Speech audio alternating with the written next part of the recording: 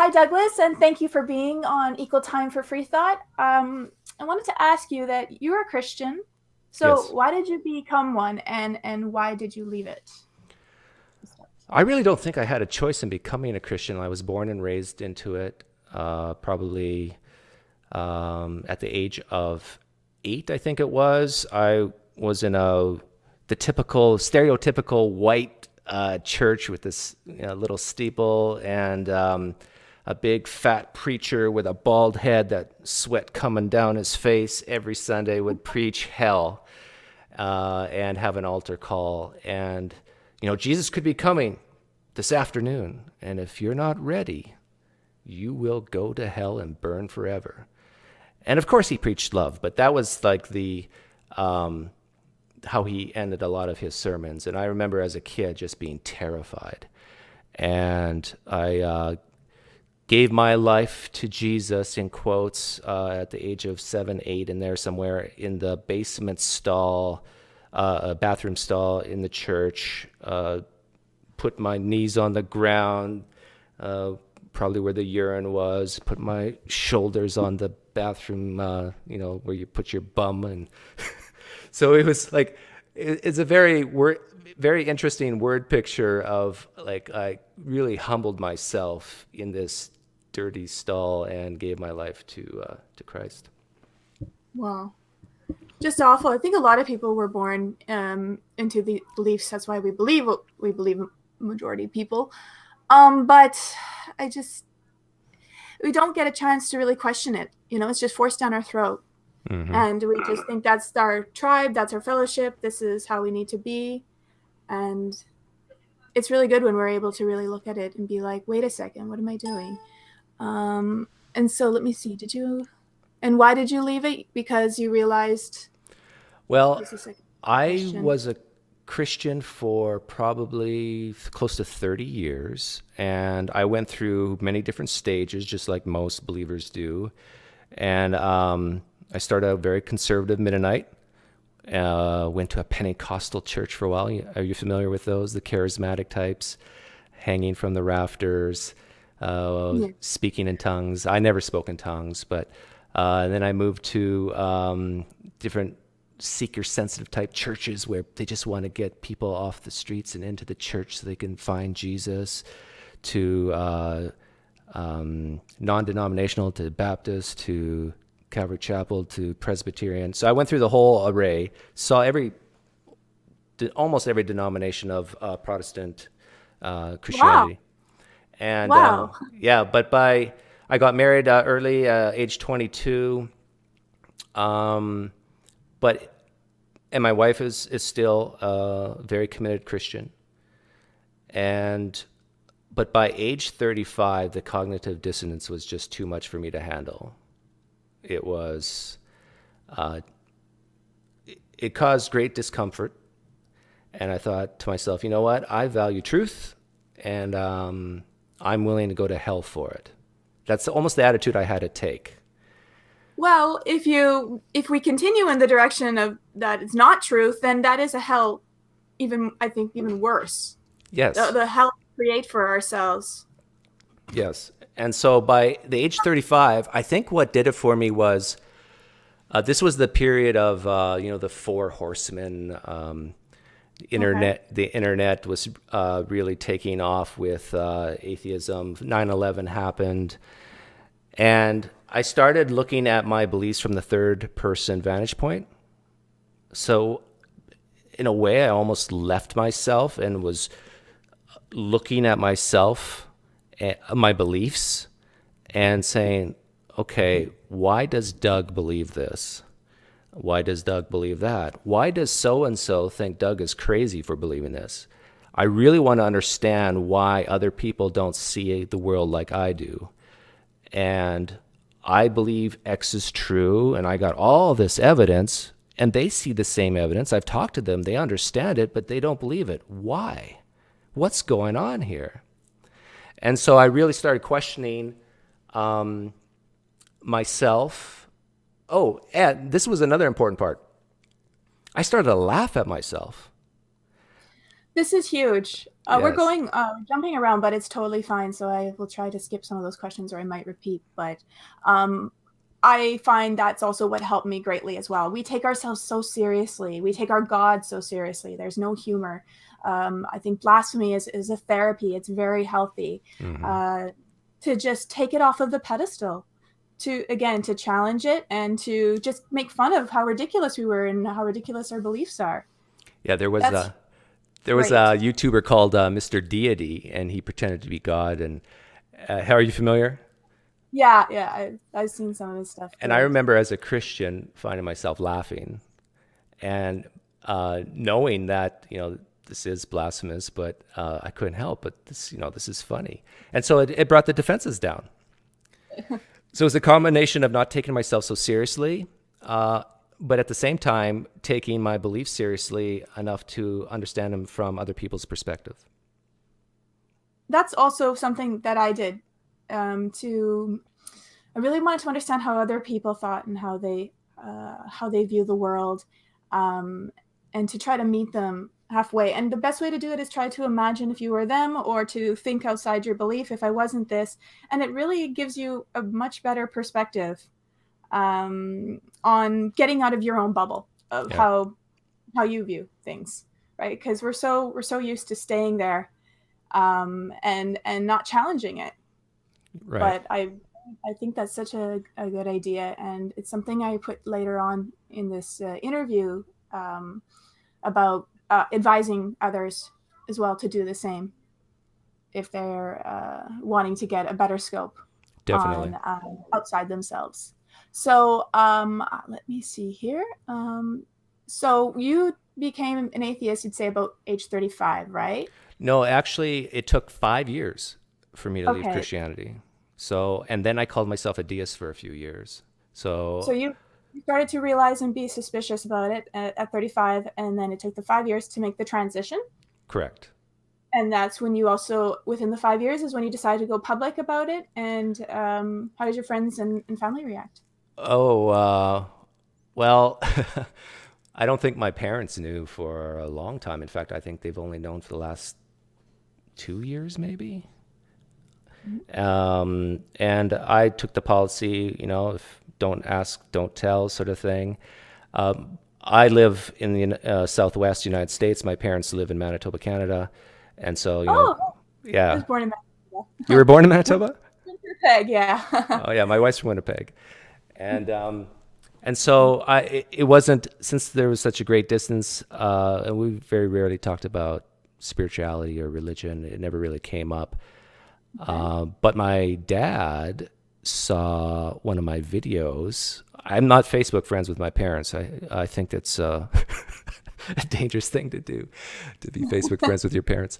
But my dad found, I think, you know how you can scroll down on Facebook and see videos, and most of those videos are public, and so it's sort of like different than your timeline. Anyhow, he found one of those, and he saw an interview I did, and where I said I was an atheist, and so the cat, and he liked the video, and I think that was his way of telling me that he knew, and so I think that's how they found out. But my friends, where I live, yeah, that was tough, because things are just not the same anymore. You got sort of two ways of looking at the world. Um, I remember one friend I told, or he found out actually, and we talked. The first thing he said is, "Doug, you're leading your kids to hell." It's like, Mm. man, do you really have to go straight there? It's like, oh my goodness. Not all friends reacted that way, but I had a few friends that just were shocked and terrified. They knew I was a questioning, skeptical type of guy. I always was the type of guy who would ask the tough questions in Sunday school. But yeah, it was tough. Just things are not the same when you leave that community. I think that's why a lot of people, again, don't come out of the closet because they're afraid of all the changes that will go with it. They're afraid of that they won't be able to keep their friends in the same way as they did before, and these changes are a lot of responsibility. Mm-hmm. And so they rather just stay in this kind of comfortably numb state. And so I think by sharing our stories, we can show people that it's not so bad, and it actually is quite rewarding. But when you're married, That you're doing. We're gonna get there. We're oh, gonna okay. get. I know that's a whole other can of worms. But so you said you were a deist for a little bit, but you went from an extreme basically to Christian to atheist. And why not agnostic or Buddhist? Well, I consider myself agnostic and atheist both. Okay. So I don't think they're mutually exclusive. I don't say that there's no God. I don't say there is no God. I'm not that type of guy. I just say I don't find the reasons for believing in any particular God compelling. I'm not convinced. And I don't live my life like it's true that there is a God. But I definitely could be wrong. Who knows? Maybe next year, the God of the universe or gods of the universe will reveal themselves in a way that I'm just totally convinced and I'll be on board. But I really doubt that will happen. Okay, wait a second here. Even if there is a God, to me, I think, okay, what kind of God is it? Is it the God from the Bible? Because if so, I'm not on board. I'm not going to worship. I'm not going to praise. I think it's actually quite sick for a God to demand to be worshipped and praised. I'm someone who just doesn't care if there is a God or not. I don't want that to affect me. Maybe there is a God, and maybe it's like a sea turtle, indifferent, lays its eggs, and then forgets about us, goes and does its own thing. So this is how I look at it. Because Well, I think that we get into such problems when we try to think what God thinks or what God wants from us. And it's always an idea. It's not ever reality. It's assumptions. The description is not the described.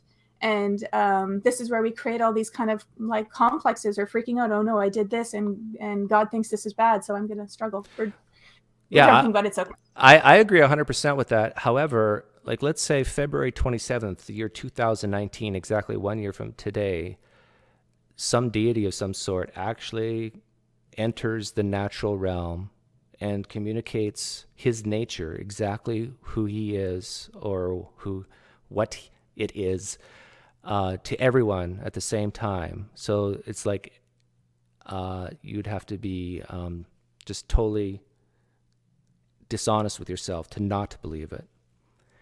No, I'm not saying I wouldn't believe it. I'm saying even if it was proved that there was a God one day, depending on what the psyche of the God Yeah, is, yeah, how because it can be flawed as well. We had this idea that a creator is perfect, but we create all kinds of things, and we have geniuses that create all kinds of things, and we're not perfect. And so it doesn't mean we need to again worship and praise. I'm really curious how AI is going to react to us as creators. That's also another topic. yeah. um, okay, so uh, you live by the gospel. What are your thoughts on the gospel now? It's evil. Vicarious redemption, blood sacrifice, taking the wrongdoings of others and putting it onto another. I think C.S. Lewis said it best. It's worse than the pits of hell, if there is a hell. So C.S. Lewis basically said, if Jesus is not God, then he's an evil, despicable man. I don't believe Jesus was God. But I don't believe he said those things in what's recorded in the Gospels were probably not even said about him. But yeah, I think the gospel does way more harm than good.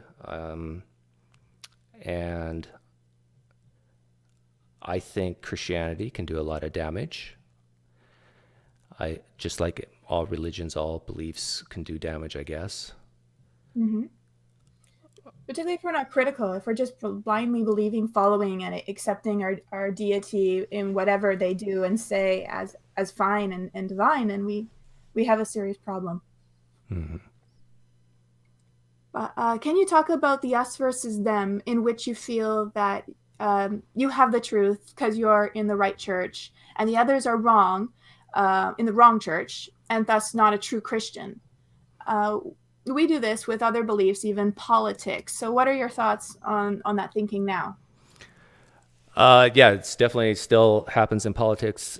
I think it's absolutely horrible. It's a perfect, if your goal is to stay in a bubble, then yes, us versus them is a great way to go. If you don't really want to understand how people who disagree with you think, then yes, keep the us versus them.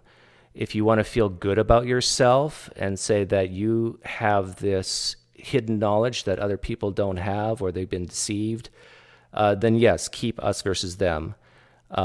Christianity is very much us versus them. It's those who walk in the light and those who walk in darkness. And when I grew up, it's like, oh, even like between denominations, I was raised Mennonite, and there was, I think it was a Lutheran church down the street, and we didn't view them as Christians. It's like, oh, those poor people, they think they know Jesus and they just are deceived. So the us versus them even happens within the denominations of Christianity. Yeah, I've seen it. For me, if you believe in Christ or if you're following the gospel, you're a Christian to me. But there are so many different versions of it. So it's just funny how we separate ourselves even within, if you're a part of that. They're not the right one. I'm the right one. And just this kind of psychological security we create for ourselves. It's quite hilarious, actually, because I do critique videos on various pastors of various denominations, and doesn't matter who I'm critiquing. In the comments section, there'll be people saying, "Oh, he's not a true Christian," or "He's not a true Christian," and then it's like you can't win. Like, nobody. Who will the real Christians please stand up? It's like, yeah. Good point. No, they're just going to always protect their belief. This is the way to protect it, right? To not question or to be critical in any way. That I don't need to think about that because they're not the right Christian or whatever. I have the same thing with New Age followers. You're not really conscious. You're not really enlightened. So it's the same thing is going on. Same package, different characters and jargon. Okay, let me see. You said in one of your videos when you were a Christian that you could feel Jesus and the demon's presence around you. So what do you think about that now? And what would you say to others who feel so sure that they feel these things too, which is why they believe it as true? I don't know why it all rhymes. Yeah, I think this is probably the biggest reason why people believe. It's because of these emotions, these feelings, these powerful experiences. When I was 18 or 19, I was really stressed out, sleep deprived, studying for exams. I was in university. And I remember being pinned to my bed and I was paralyzed and I could not move. And I remember thinking that the devil had me. He was pinning me down. He was trying to enter me and take me over. And just the most terrifying experience. Now looking back on it, and I tell you, it was real. It felt so real. And looking back now, it's like, well, just look at the context. Like, I was so tired. I was so stressed. I'm 18 years old, hormones raging, chemical imbalances, probably wasn't eating well. There's so many naturalistic explanations, like sleep paralysis, for example, that why didn't I assume that was the case? Why did I automatically leap to the conclusion that this was a satanic or force or the devil? And it was because the way I was raised. I was raised to jump to that conclusion. And if you were raised as a Hindu, you would see the Hindu deities instead. So our conditioning, we just link it to that right away. And being sleep deprived, we know it really affects our brain and not eating. And sleep paralysis is a scary thing for a lot of people. So they can, if you're religious, they'll immediately interpret it as something. Can I tell a short anecdote about how powerful experiences are with my wife? And jump ahead. No. I've told this story before, but my wife was panicking one day, and she said, "Doug, come here. I'm in the bathroom. Come here." And so I run to her, and she said, "My contact, it's like glued to my eye, and I can't get it out, and it's really uncomfortable." And so I look into her eye, and I said, "I don't see it." And she said, no, I can feel it. And when I look in the mirror, I can see it. It's there. I need you to help me get it out. And I said, look, I I'm looking, I'm kind of like opening her eye, and I just can't see it. And then I said, well, I'll tell you what, let me go get the magnifying glass, because I'm over 40 and my eyes are not good anymore. And let me get the flashlight, and I'll come back and I'll try to get it out. And then while I was looking for those things, my wife yells from the room, oh, never mind, the contact was on the counter. So she had thought that she was looking for this contact. It felt like it was in her eye, but the whole time, the contact that she was looking for was on the bathroom counter. And I said, and this was a powerful experience for her. Like, she was kind of like freaking out. And she was so confident, so certain that what she thought she saw and what she thought she felt was real, but it wasn't. And I think that was a very simple but great analogy for religious experiences. We just know what we saw is true. We just feel that it's true, but yet, just like the contact, it could just be sitting on the counter, and it's not really what you think it is. Well, spiritual New Age too, they're so sure it's true as well. And it's all about feelings more than thinking. So they really discard thinking. It's what you feel. And I want to say that I find that feelings a lot of times are very inaccurate, can be distorted, just like memories. We can't rely off of those either. And overconfidence, I don't know if you've heard of the Dunning-Kruger Effect. Yes. The overconfident idiot. And I think that's also a really big issue too, when we are so sure. I mean, people have been gone to jail for being wrongly accused because of eyewitnesses. Oh, yes, I'm sure it was that man. And it wasn't. So now they're realizing that, and they're like, oh, my goodness, we have to fix this. But we need to really check ourselves when we are so sure, because of the fallacies and the mistakes we can make are huge. And just why am I sure? How am I tricking myself? That's one thing I really want to get across in my documentary is self-manipulation, how much of an experts we are at this. Mm-hmm. But let me see if you answered that question fully. So I think I answered your question. What you would say to others who feel so sure that what they're experiencing and feeling is true. Yes. And it's really tough to get through that, to get by that, to get past that. It's how do you tell someone that what they felt really the source of that feeling might not be what they think it is. Because, I've told people that if I experienced a deity sitting on my bed tomorrow morning, even though I have this rational mind and I'm a stoic by nature, that would impact me. Like, if it was so real, that I could fall victim to it just like anybody else. I can fool myself. And so I have to, constantly be wary of, what things in my life am I pretending to think I know and I really don't know. Yeah, we're all fallible. And I work with people in the disillusionment process to help them realize how they can't trust what their feelings and their memories and how conditioned we are as well, and how it works.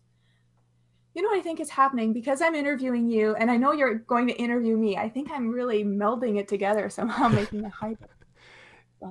Anyway, so I heard you say that beliefs come first, reason comes second. Mm-hmm. This is true. So what do you think we can do to make reason come first? Stop and sort of slow down your mind, take a deep breath, and sort of analyze your thoughts and your beliefs. So often I think, beliefs come first because it's this intuition, this gut reaction that is almost immediate. It's not being processed in the back part of your brain. It's in the front, and it's just like a good example is the incest thought experiment, where almost every human being on this planet, when they hear this thought experiment, will just revolt against it. Like, no, incest is wrong.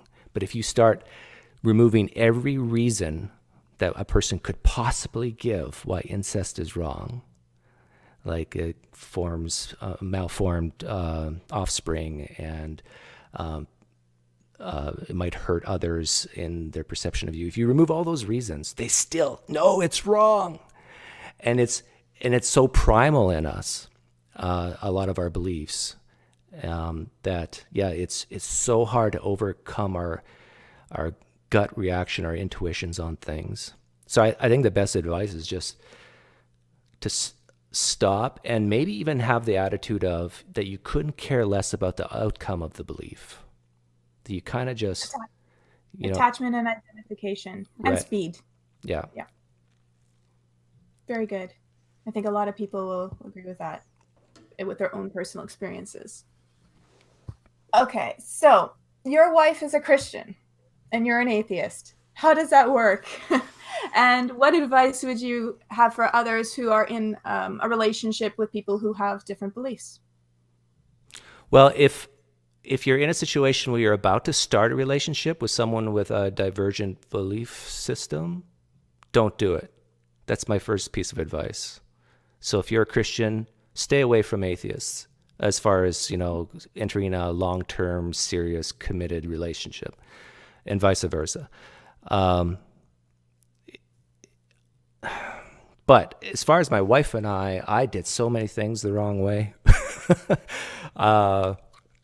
She kind of saw it coming, of course, because, we're married.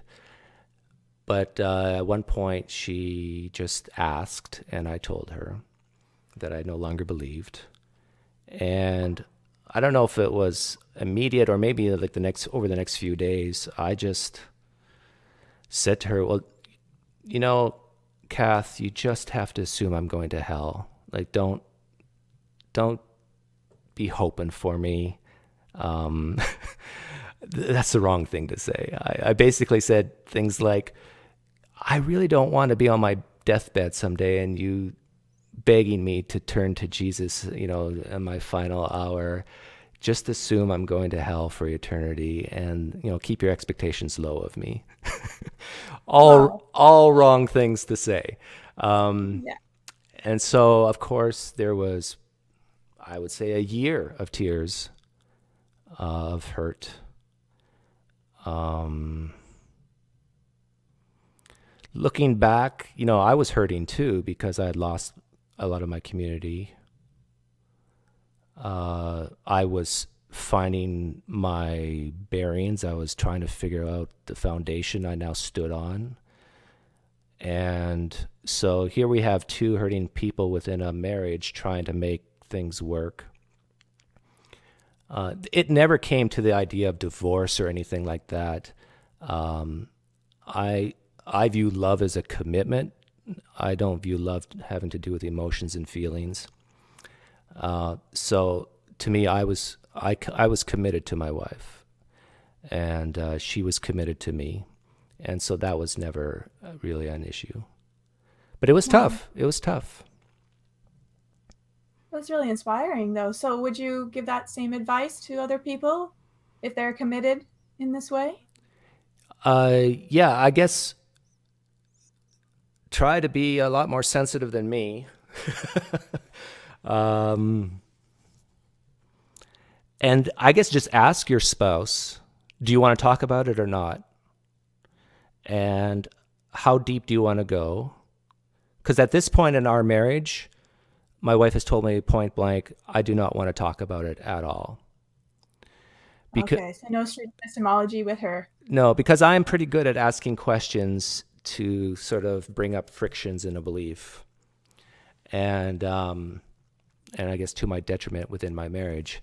And so she basically, like, she will recognize it in herself that she will get highly defensive, even just by me asking the most simplest of questions, because she knows me. She knows where it's going. And so the walls immediately come up. And so now we just avoid it. But the problem is Christianity is such a huge part of her life. Yeah. And what I do on YouTube is a huge part of my life. And yet we can't discuss it. So there's a part of our lives that are now gone from each other. And that's the saddest thing for me is a part of who we really are we can't talk about. I would like to talk about it, but I understand that it causes her too much pain. And in the last year or two, I've come to take the position that I want to encourage her in her Christianity. I want to encourage her to go to church, to go to Bible studies, because I think she really does need it. And I've really struggled with this because I truly believe that she's believing false things. However, she needs it. She needs it. It's like, and the Christians are going to hate me for saying this, but it's almost like the placebo effect. It's like the rabbit's foot. It's like those, you probably can relate to this with those gurus who heal backs without even touching them. You know, have you seen that where they just do things with their hands? And I see your face. I was one of those. Yeah. And, you know, I've thought about stuff like that and church for my wife. And I'm thinking, like the guru who's not even touching their back, it's obvious they're not doing physical harm at that moment because they're not even touching the person. And if the person actually feels better at the end of it, as short as it may be, they're feeling good about it, as short as it may be. Now, I can argue against myself just as strongly and say this will lead to a pattern of believing false things or having not sufficient reasons. But I don't know. And I'm still struggling with this. Some people, and I'm not one of them, but some people have a greater need for these types of experiences than others. And if by removing the belief, it will cause them harm, I don't know what to do. Like, I seriously question myself a lot because I read the YouTube comment sections of my videos, and I can't do that. there are so many people in this world whose lives suck so bad. Yeah. They're in so much pain. Yeah. And their belief in Jesus is all they have. Yeah. And who's this PineCreek guy to make them doubt it? Like, how evil am I? And so I struggle with this. And I still don't know what the right answer is. This is something we can debate about as well. But people who, I think we need it. I think that, like, for example, with healing the backs without touching them, that leads to people thinking that when they get something serious like a cancer, that energy healing can help them as well. And our beliefs are very helpful, but they can also be a great hindrance as well. They can also be our downfall. A lot of times, so for people, it's their solution and it's their problem. And we just loop in this pattern. But I agree, who are we to tell people? It's for them to want to look at it on their own. You know what I'm starting to think, though, like, for the people within the religion, within a belief system, those Christians who are listening, who have that meme on their bedroom desk table that says "Stand firm," and you know who you are out there, or your walls are plastered with these encouraging verses. If you're that type of person,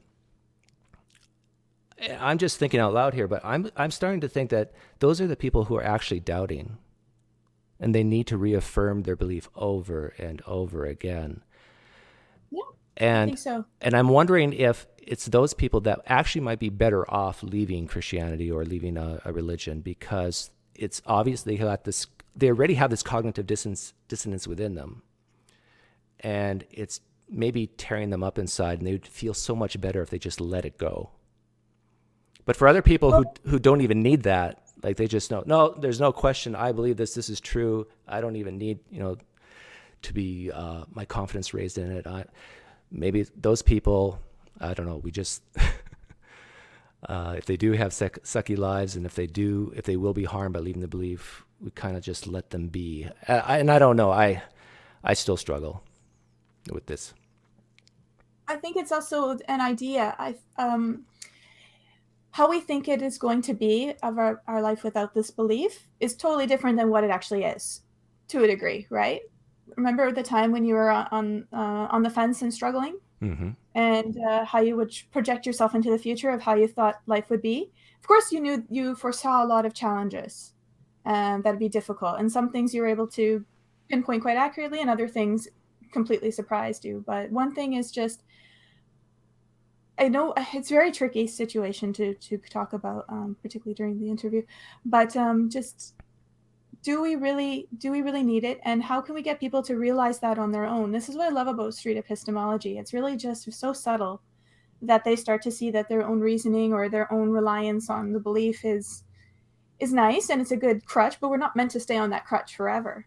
Hmm. So, Yeah, I agree with that. But atheists suck at community. we could improve on that for sure. It's like, what alternative do a lot of Christians have? I'm picking on Christians because that's, we're in the United States, or I am in the United States. But if someone is doubting, it's so difficult to find a replacement community. And also just with warmth and support and encouragement. I mean, this is something we can do. We can work on bringing this about. I mean, there are meetup groups, but you're right, they're lacking these things still. Yeah. It still feels a little bit cold or different. Or I can stand also there's a bit of competition as well, even in the spiritual community. You think you're spiritual, you think you're Christian, it can be you think you're skeptical. So this kind of thing we can improve on as well. But going back to the interview, you also have kids. So how do you make that work with your partner when they teach them something that you do not believe? Uh, Even seeing how it installs in them the irrational fears. Well, as soon as I became an atheist, I forced my children to join the Satanic Temple. And no, I'm kidding. Right, um, what do you mean her interpretation and your Christian friends around you who my saw it? my daughter is almost 15, and and I started the process of leaving Christianity 10 years ago. So she saw me transition. She remembers it, and and she would, I think, during the start of the transition, called herself a Christian. But my daughter is not a Christian at all, not even close. Boy, if my wife hears this, she's going to be sad. But my son, I think, wants to, and he's 11, he wants to sort of keep mom and dad both happy. So he acts one way with his mother and another way with me. And he's young. He's still trying to figure out what he believes and so forth. But I've told my kids, hey, if you want to go to church with mom, go to church with mom. I'm all for it. If you want to be a Christian, be a Christian. I'm not stopping you. If you want to ask me anything you want, ask me anything you want about why I don't believe. I'm an open book. And so they have. And this is part of the reason why my daughter's not a Christian, is because she's asked me deep questions. I've given her my honest answers, not trying to hide a thing. I tell her exactly what's in my thought process.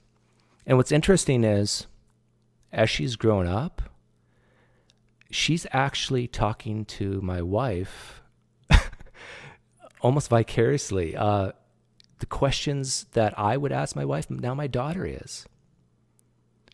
And so wouldn't say my daughter's SEing her mother, but it's almost like, and I don't even think my daughter even knows what SE is, but yeah, she tells me some of the questions that she asks my wife, and it just makes me smile. Like there's deep, great questions. But does she have your mother sorry, your mother, your wife believe that she is Christian still? The way when she does SE with her? I think my wife now, see, it's one of those things. I have never asked my wife, do you think our daughter is a Christian? I actually don't even know if what my wife believes about my daughter. I think she hopes. Definitely hopes for everyone in our family. But it's, she's lost her husband away from the belief, and it's just painful to now think her kids are going too. So oh, sorry, go ahead. So I think she probably knows that our daughter is not a Christian, but doesn't want to believe it. So, but does your daughter lead your wife to believe she's still Christian, or No, I don't think so.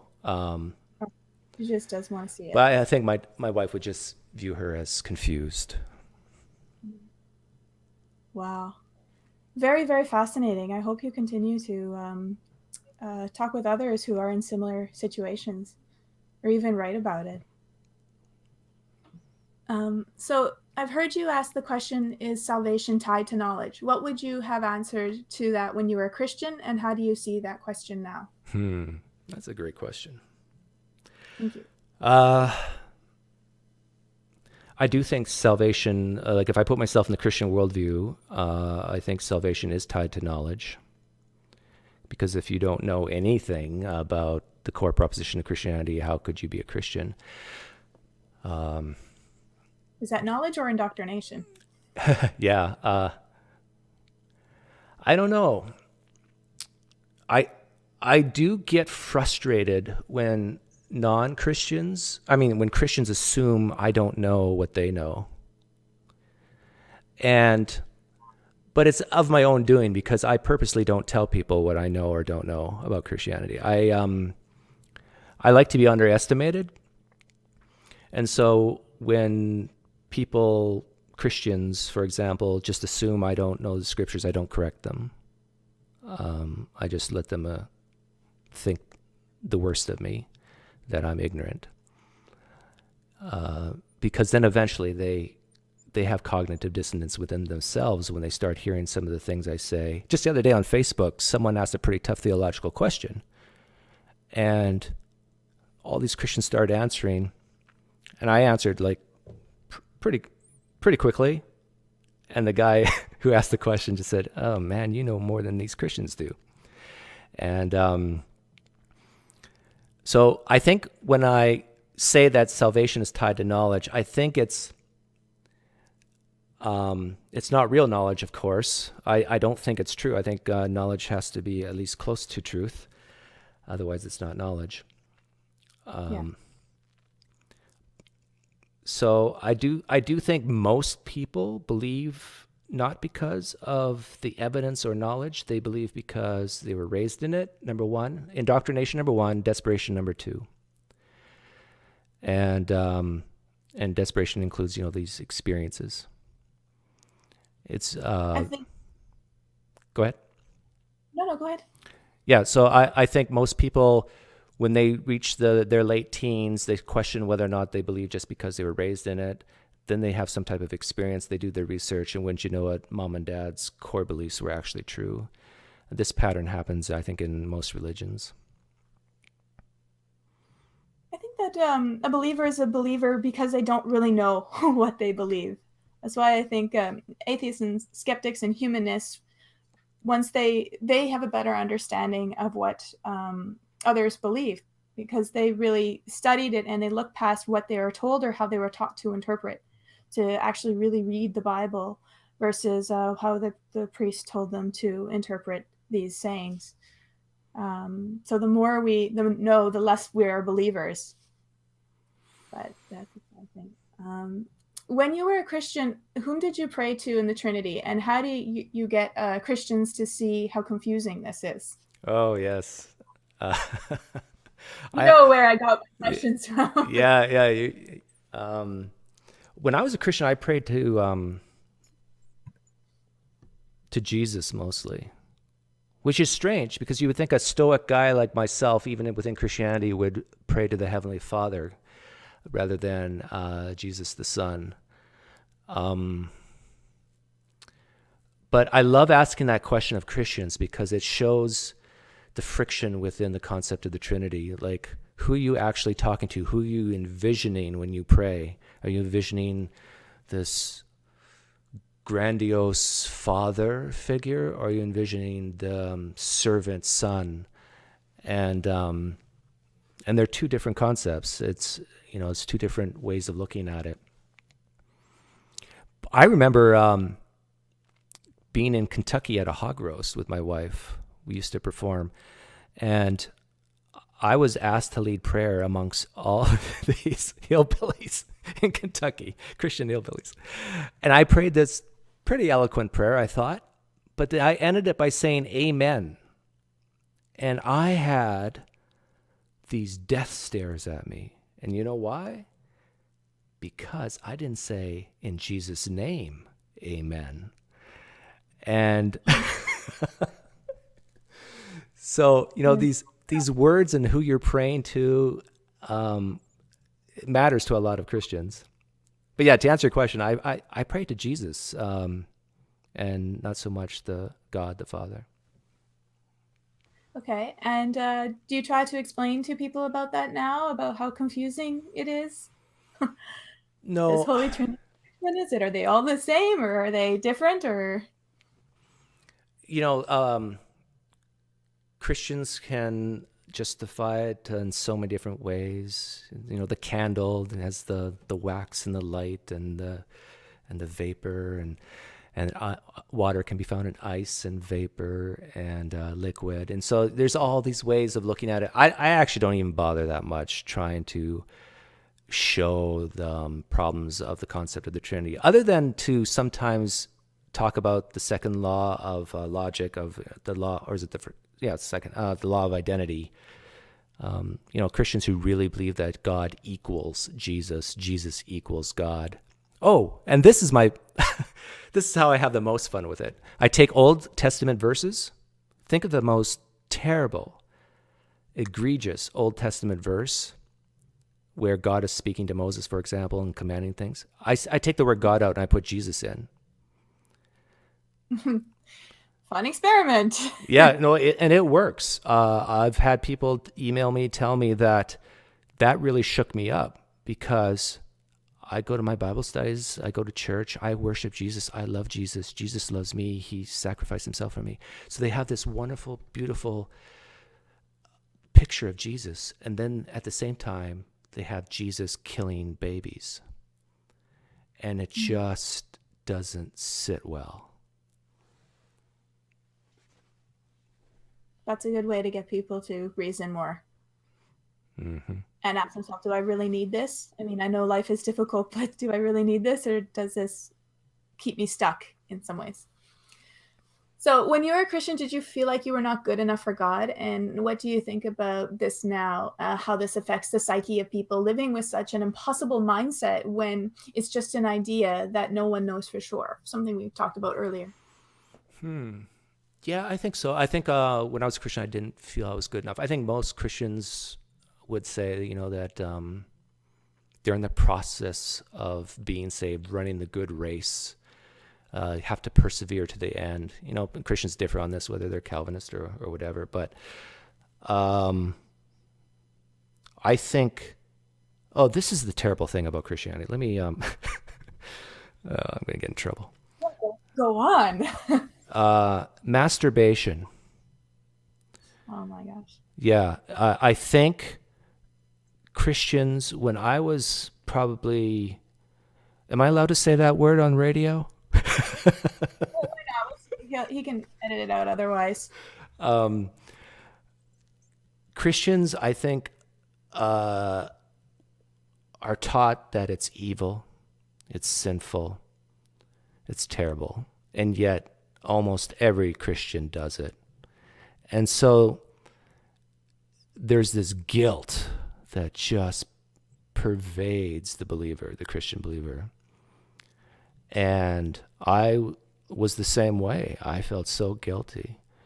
And it's like, I'm just not living up. Why can't I purify my mind? Why can't I do the things God wants me to do? And it's the constant struggle.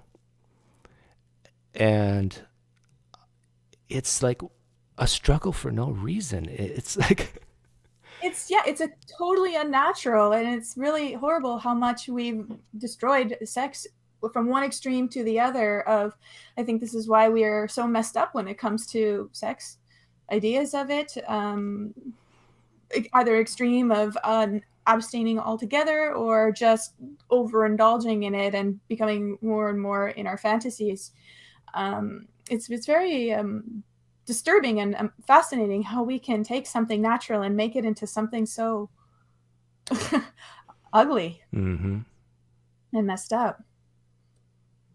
I have a friend who is was taught that it's not okay to masturbate, and she's in her late 30s now, and I'm like, that must be so difficult, like the fear to touch yourself or wait till marriage, and what if you don't find someone, and you're just I just can't imagine what kind of hell that must be while you're trying to prepare yourself to go to hell in the afterlife. It just doesn't make any Yeah. sense to me. And I want to be fair to some of my Christian friends who might be listening to this. Like I even when I remember when I was 18, 19, 20, I had Christian friends who were older than me who said, and to their credit, they said, hey, look, if your arm is itchy, you scratch it, right? Yeah. And it's like, It'll be more simple. yeah. And, but for the most part in the Christian circles, and again, I was in a lot of denominations, and that kind of idea pervaded Christian thought. Just the amount of shame that people have when they think about it, or even any kind of activity, is just so unnecessary. Right. And how long it takes people to overcome it, and sometimes it scars them for life. And also the way men view it as well. I mean, anyway, so Christians think they can lead people to Christ by being an example, that they are wrong. And I agree with them. The more Christians I meet, the more, let me rephrase this question, sorry. Christians think they can be an example, but by how they live their life, right? Mm-hmm. That they think they can lead people to Christ. And they do this sometimes in extreme ways, like, for example, trying to lead people who, such as people that were involved in the Manson murders. That, oh, look, he's found Christ now, we can let him go, and they lobby for this. And this idea of these kind of people being in heaven, if there is a heaven, or other people that make crimes and then they just confess on their deathbed or embrace Christ and then it's fine. I think the way that they're not good examples to me. It doesn't make me feel at all compelled to want to live that way. Actually, it makes me just the opposite. You find that as well? Yeah, Like, I have strong feelings on this topic. I think Christians who might be listening to this, you're going to lose the example game every time it's tried. You can be the best Christian you can be by example, and it's going to have zero impact on non-believers. And here's why. Because there are good eggs and bad eggs in every religious basket. True. And there are Christians out there who have admitted to me that atheists are more conscientious and treat their fellow human in a better way than a lot of Christians. And this bothers them because it shows that there's no need for Jesus to behave well. You don't need, they think yeah. they're a good person this way, or this is where moralism comes from, and it doesn't. Sorry, I interrupted. And so there is no need for Christianity or Jesus to have morality and hope and meaning and purpose. And once Christians get out of their bubble and see that in atheists or Hindus or Buddhists or Muslims or whatever, that rocks their world. It really makes them think that being a good Christian is not going to lead people to Christ. And a lot of Calvinists who might be listening to this, they're going to agree with that. They're going to say, "Ah, yeah, you're right, spot on, Doug. It's the Holy Spirit that leads people to Christ, not the good acts of Christians." Yet they still continue on thinking that they can. They just to be an example, but I don't know the way they go. But what bothers me is the fear that's behind it. Like they're doing a good thing because they will get approval from God, or because they did something that they need to redeem themselves for. I don't to be good because of a fear. Mm-hmm. I don't think is Your next question is going to be about carrots and sticks. I'm seeing. maybe not. Maybe not. Because I've said this so many times that if you really need this concept of heaven and hell to do good, how pitiful are you? It's, yeah, I don't know if I want to get into that, but I do think that a person who helps others just because they're empathetic, I'll say it, I think is superior to a person who does it because they want a deity to smile at them. No, good. I'm glad you said it. I think it needs to be said. What do you think about the idea of being saved, but yet still have to do more work to be saved? And somehow it's never enough, never good enough. It's such a trap to do this all the time. Now, not just with religion, but I wonder why people don't see this. Well, some Christians don't believe that at all. Some Christian, Really? yeah, I've met some Christians who, the fire insurance type idea. Well, I'm either regenerated, I have the Holy Spirit in me, I'm saved, my destiny is sure, it's certain. Yes, I goof up, but my actions, my works are important, but really I'm a child of God and nothing can take me out of God's hand. But I think what you're getting at is the constant struggle that most Christians, I think most, go through. It's always a battle. It's like every day it seems like they're battling something. There's always books being sold talking about the same topic over and over and over again, like the will of God. Like, what does God want me to do in this situation? And I want to do the right thing and please my Lord and Savior. It's like, my goodness, how de-energizing is that? It's just like, I really think Christians are just tired at some point.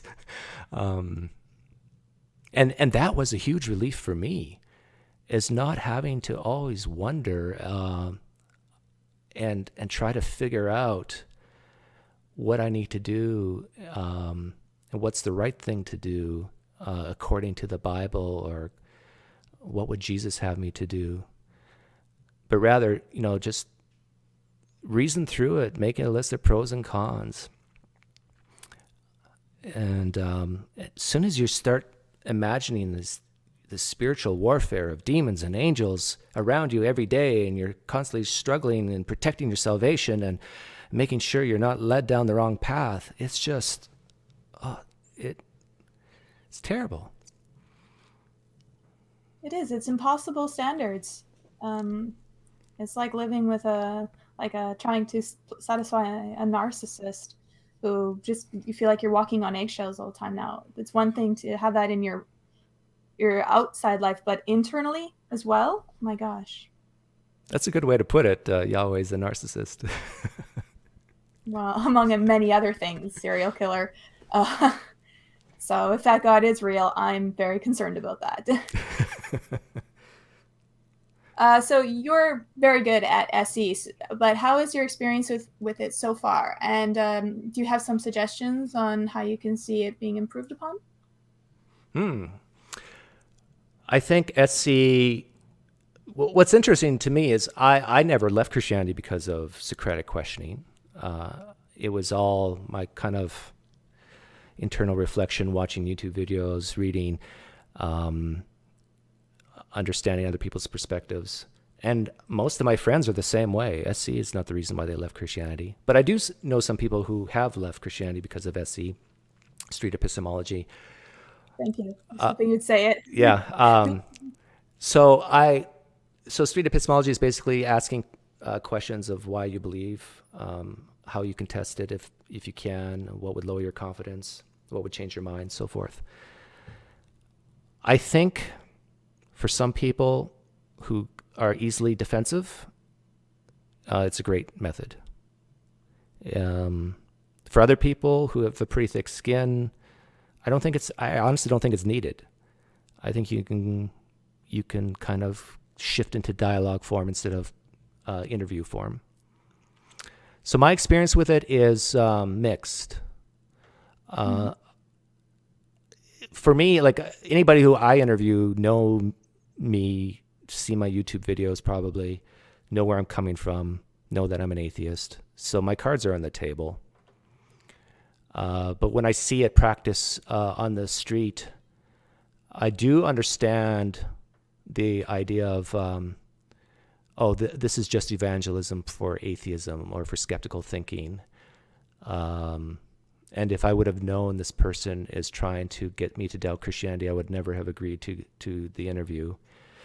Those are legitimate concerns, because if we're empathic, if we want to show empathy,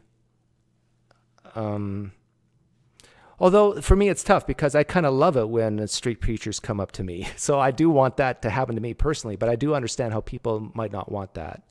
If they knew all the cards on the table from the start, they might say, no, I don't want to go through with this interview. And I don't, just to be clear, street epistemology is not evangelism for atheism. It's not evangelism. It might be evangelism for critical thinking, but who says critical thinking is bad? There's very few people that would argue against that. So yeah, to answer your question, it's mixed. I actually feel out my interviews a lot. I take social cues. That's why when I interview people, I need to see their face. And if I sense that they're getting defensive, I stick to questions. If I sense that they're totally comfortable, it becomes more of a dialogue, statements back and forth. I think it could be a great tool also just for self-improvement, to realize that our reasoning process is flawed in certain things, not even religion, but our own personal life or our own complexes we develop, or when we're struggling with our self-worth, for example. I think street epistemology could be very helpful in that way. Yeah. Too. I'm very excited about it and its potential. And I interviewed Anthony as well, and that was really great. But it's amazing to me how fearful people are of it, like theists. Well, because it's potent, it's effective, it's working. And I don't know, there was a video with Anthony, I'm not sure if you saw Anthony Magnabasco, where let me see, who was it? I think it was Sam Harris. He was talking about, did an experiment where they were monitoring brain activity of people whose beliefs were being questioned. Mm-hmm. And the parts of the brain that lit up are the exact same areas that lit up when a person thought they were in physical danger, like being attacked by a bear, chased by a bear. Yeah, and that's why it's like, if people realize that street epistemology is being used for them to question their belief, their faith, the immediately thing that comes up is a physical attack, because they personalize and identify with it so much. Mm-hmm. That so this is again, like the way we need to inform people, that's the way they see it. And it's not necessarily a reminder they're not their beliefs. They were not born with these beliefs. Therefore, they don't need to view it as a physical attack. And it could be a knee-jerk reaction, I think, because of after so many years of conditioning. I think it's just really ingrained in us to just fight right away and protect this virus, which Richard Dawkins is quite accurate in this way, because it does act like a virus, because it's not us, it takes over us and thinks for us. And then we fight to protect that, because we're so sure it's us, because we're so used to it for such a long time. So I think that there are ways to explain to people, particularly believers, in a way for them to realize that's what's going on. And when working in the disillusionment process, which I've been doing for years, that's exactly what I do. I explain to them first what they're going to expect, the knee-jerk reactions, to be prepared for it rather than being blindsided by it, which then makes them even more upset with you. And right. So you see, there's an art, there's a trick to it. And I think it's very exciting and fascinating, and definitely worth exploring more into and finding new ways. I think role playing works well as well.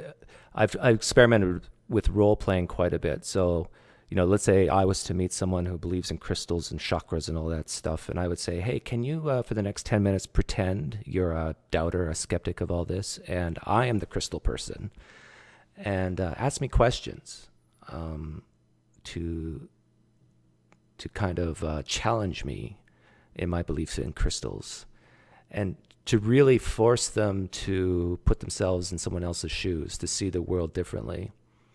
I've had some success with that. I agree. I think that's a good idea. Acting third person, like you were saying before, very effective. Just a little bit vacation and a break outside of your usual mind and bubble and conditioning that we have. Yeah. And I think we should do it every day, even with us as skeptics or atheists or humanists, to constantly try to put ourselves in different perspectives and mindsets. But I think the people who, like the older Christians, the pastors, the apologists who are seeing SE in action, I think it really, I think it really comes down to they're fearful that, number one, that the youth are going to leave Christianity, and that puts their eternal destiny in jeopardy. And number two, they believe that if, let's say, Christianity falls to below 50% in the United States, that will indeed lead to moral decay in our society. They believe that there'll be more abortions, or there'll be just more of those crazy liberals. There'll be more homosexuality. There'll be people marrying their dog. It's almost like they fear that everything will crumble if Christianity fails or falls away. I suspect that a majority of religious leaders don't really believe what they preach. I think they just really love the control. Because once they get to, because I've spoken to quite a few of them, and once they get to a certain level, they start to realize and see, but they've gone too far. They've studied and given so much of their life to it for such a long time that they'd rather not change. They rather just continue on and just enjoying the gravy train. It's the same thing with in the spiritual New Age movement. A lot of them realize that there's actually most of it's BS, but they continue on because they put themselves out that way. They've studied it. They've invested in it. It's their world is around that. They can't just stop and say, oh my gosh, I was wrong. And no, they're getting money and support and approval, and so they just continue on. I kind of agree with you, but I think those cases are very, very small percentage.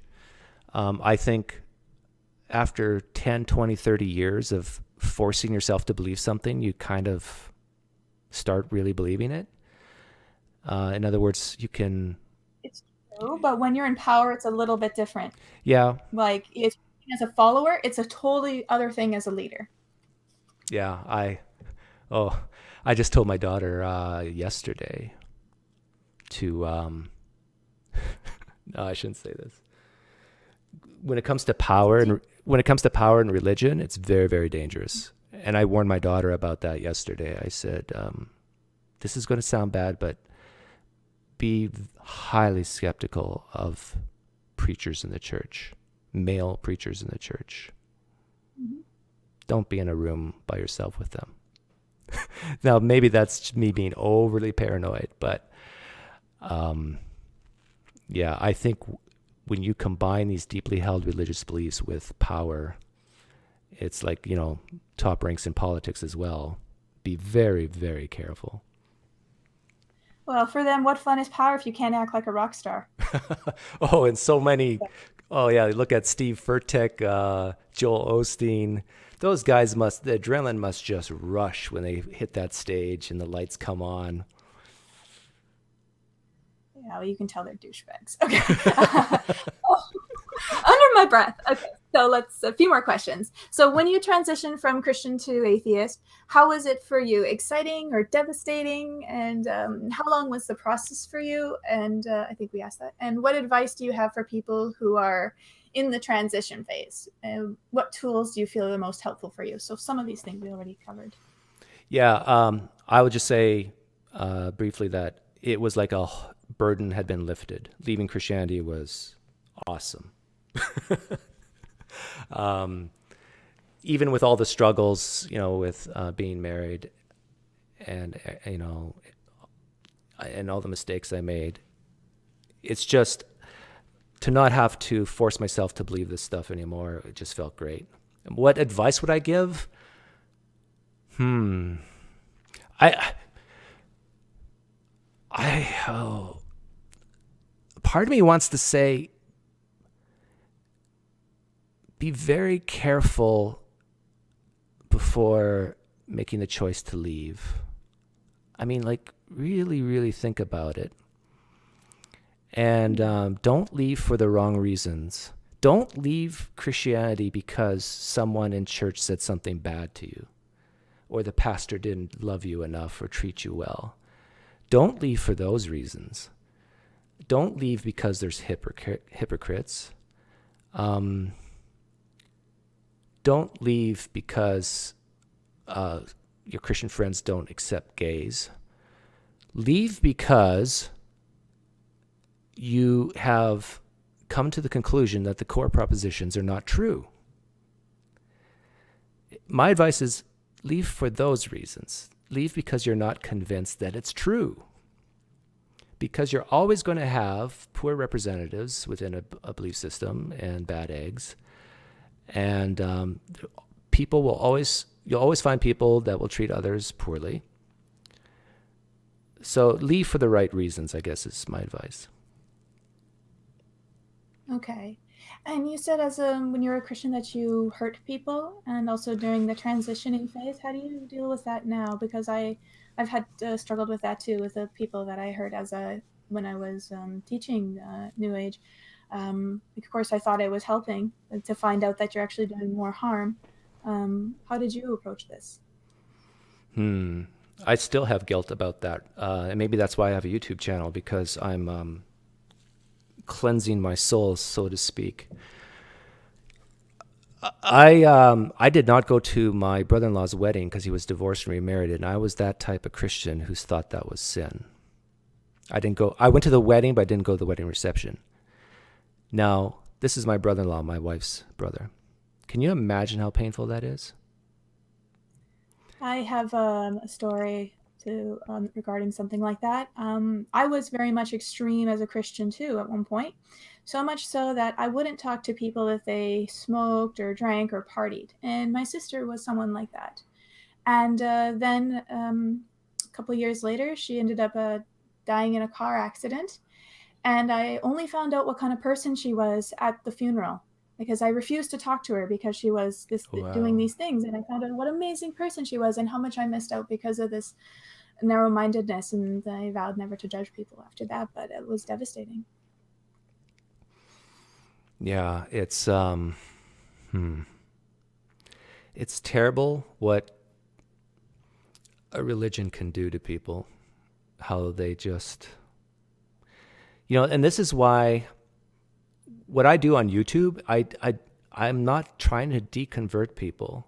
I'm trying to have people say to themselves just once in a while, maybe I'm wrong about this, or maybe I shouldn't be so dogmatic and so confident. Because if I was that type of Christian, I probably would have treated other Christians better and other non-Christians better. But no, I know the Word of God. I know what's sin, what's not sin. I know the Bible, and you are sinning. Repent, you person. But if you take the approach that, you know what, maybe some things in the Bible are wrong. And no, that causes a lot of fear in a lot of Christians, especially conservative ones.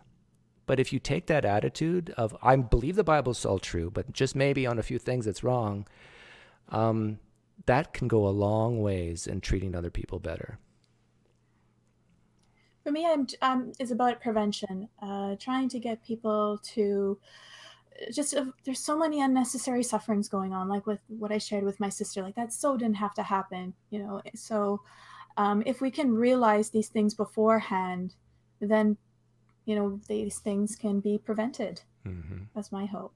And so if we can look at where we are wrong, or sometimes our emotions can be dishonest, or our memories can be dishonest and distorted, our beliefs are not what they think they are, how we're deceiving ourselves, then we can prevent things, so many things. Um, so, on that note, I can ask you, what if you were wrong? What will you say to God? Because I know so many people say that to you. Mm. Um, What would I say to the Christian God? Um, yeah,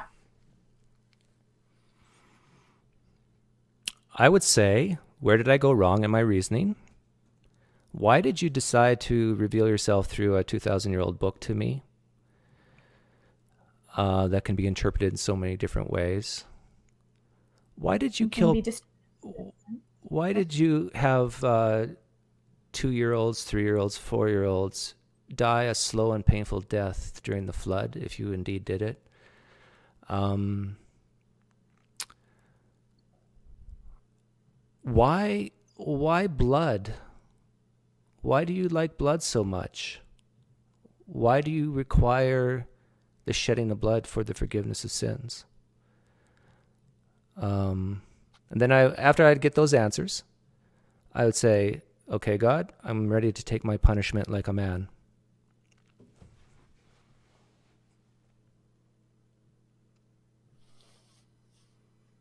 And what are your plans with your show, your work, and where you would like to see? Do you have any future projects? And what would you like to talk about? I do my YouTube channel because I like it, because I truly enjoy it. I don't do it for the money, because there is no money in atheism. um, and I have a good job, so I don't need the money anyhow. But and so the way my future plans, I roll with it. I just, if something comes up and it's interesting to me, I'll do it. If it's not interesting to me, I don't. So it's not like I have these long-term goals in mind. The day I really stop enjoying it is the day I'll just quit. But so far, I'm having fun with it, and I love it. I love meeting new people. I've made some great relationships with theists. I've met amazing people. Probably the 4 smartest people I know in the world I've met through online media, except for my cousin. I've known him my whole life. And they challenge me. And we sometimes fight with each other about what we believe, and I think that's healthy and good. I would like to see my channel grow, I guess, but to me, it doesn't matter that much. I've never asked people to like or subscribe to my channel ever. But I guess maybe in a back way I just did. But so yeah, I just will keep doing what I'm doing until I get tired of it. Well, you're doing very great work. Thank you so much for being on the show. Thank you for having me. Yes. Do you want this interview to go deep, semi-deep, or shallow? There's only one right Deep. answer. There you go. Okay, so there's probably a lot of people here who don't even know anything about you. I've been binge watched a lot of your videos this morning.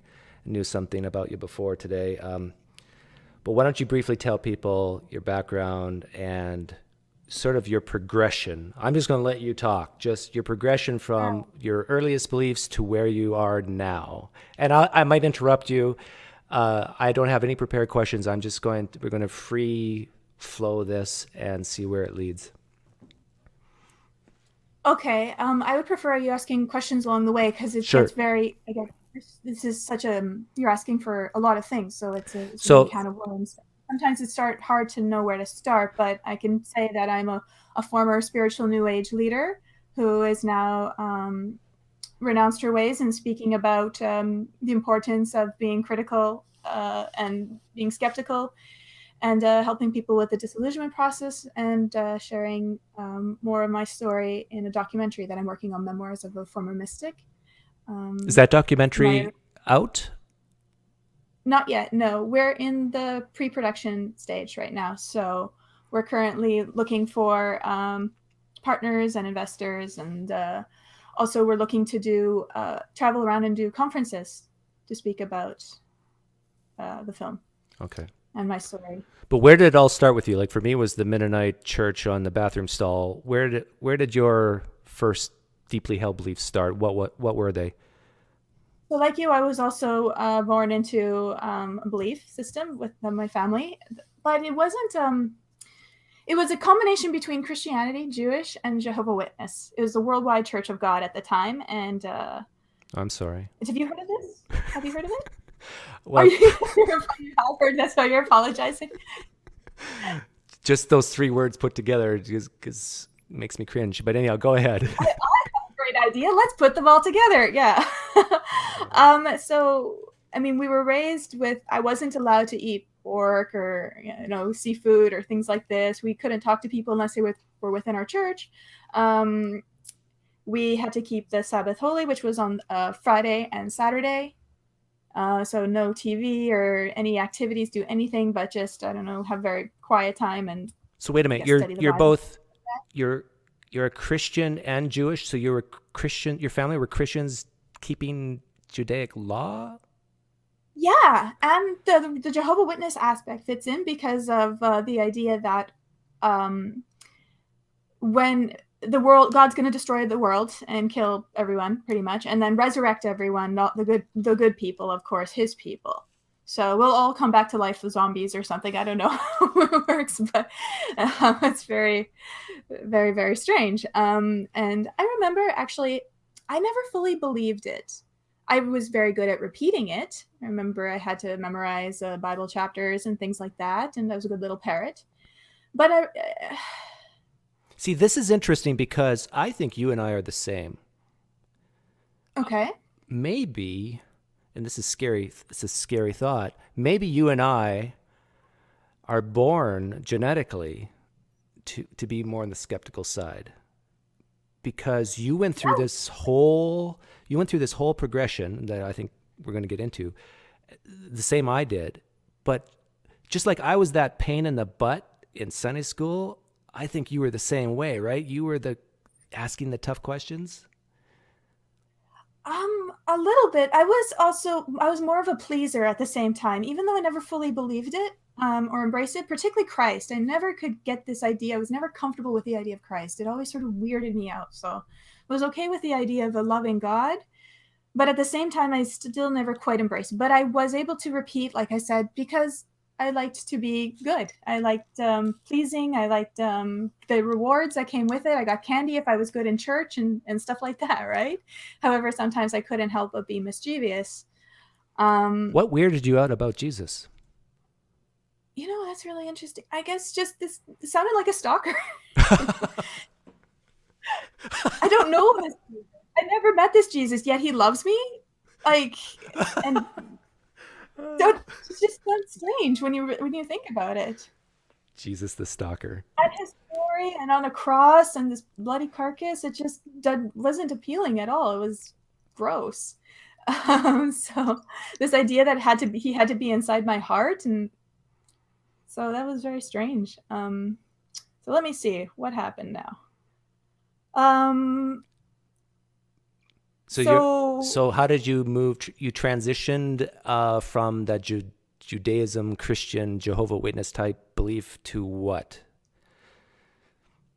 so what happened was we were in this church, everything was fine, and I was, even though like I said, I never fully embraced it. I convinced everyone I did because I thought that's what I'm supposed to do to to be a part of the tribe. And like I said, with my sister, right? So that's how much I was just very extreme, like wanting so bad. If that's what it means to be a good person and that's how I have to go about it, okay, then I will. But this Christ stuff is strange. And what happened was one day, this is very weird, my dad started to hear voices. And he said he could see angels, and they came to him with him one day while he was at church, and they were like, "What are you doing here? This is so boring. They're just saying the same thing." This is what the angels were saying at church, and he just said, "They said, why don't you just leave?" And he did, and we left the church, and suddenly overnight, all the people that were our friends or our family just, that's it, disappeared. Did your mother at this point, like, did anybody in your family actually consider the possibility that your dad was mentally ill? No, no. Or really, what was going on at the time that was a transient stroke. My mother was, again, the kind of woman that believes in her man 100% and supports him in whatever. If you think we need to leave the church, if angels are telling you so, okay. Like, she just went along with it.